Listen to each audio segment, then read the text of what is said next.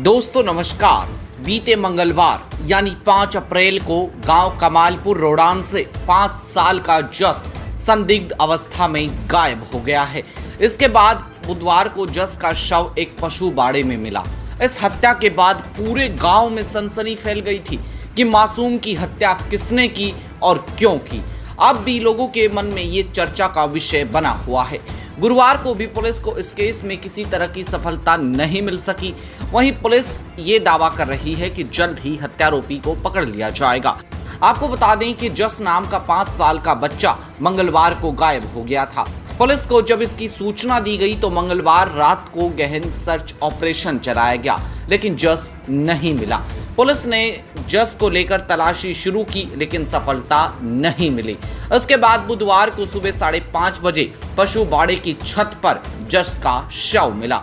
जस के गले पर निशान मिले थे, जिससे पता चल रहा था कि बेरहमी से उसकी मासूम की हत्या की गई है। शव मिलने के बाद से ही परिवार और पूरे गांव में हाहाकार मच गया था। हर किसी की जुबान पर यही सवाल था और यही सवाल है कि आखिर 5 साल के मासूम बच्चे की इस तरह से हत्या क्यों की गई और ये कितना जायज है। अब हर किसी के मन में सवाल ये भी उठ रहा है कि अगर इस तरह से इन हत्यारों को छोड़ दिया जाएगा, उन्हें कड़ी से कड़ी सजा नहीं दी जाएगी, तो प्रदेश के अंदर बच्चों के लिए कितना सुरक्षित माहौल सरकार तैयार कर रही है। एक छोटे से 5 साल के बच्चे को इतनी बेरहमी से मारना और पीटना और उसकी हत्या करना कहां तक जायज है? ऐसे हत्यारों को क्या सजा मिलनी चाहिए?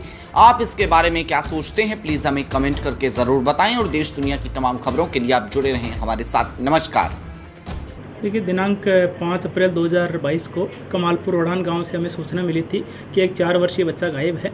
उसके बाद में वहां के परिजनों ने किसी बाबा पे शक किया था। पुलिस ने बाबा से पूछताछ भी की थी, उसकी भूमिका हमें प्राइमा फेसिया नहीं मिली थी।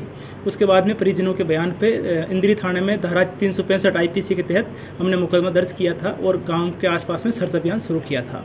अगले दिन सुबह बच्चे की जो डेड बॉडी है वो एक शेड के ऊपर मिली थी। उसका मेडिकल बोर्ड के द्वारा पोस्टमार्टम एग्जामिनेशन करवाया गया। पोस्टमार्टम रिपोर्ट के अनुसार जो डेथ है वो स्ट्रेंगुलेशन की वजह से हुई है। जितनी भी केस प्रॉपर्टीज़ थी जो या डॉक्टर ने जो भी पुलंदे हैंडओवर किए थे वो हमने FSL लैब में एग्जामिनेशन के लिए भेज दिए हैं।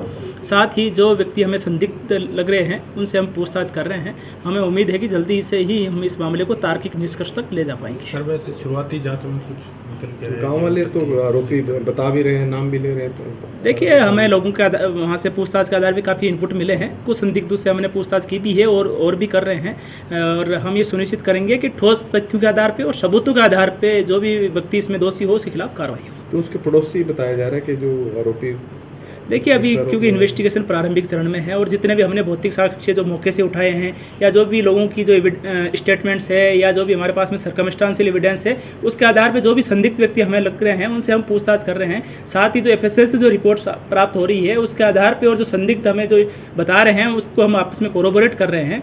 उसके बाद में सारे मामले का सत्यापन होने के बाद में हम इस मामले में तार्किक रूप से कुछ कह पाएंगे। कुछ लोग हिरासत में भी लिए हैं।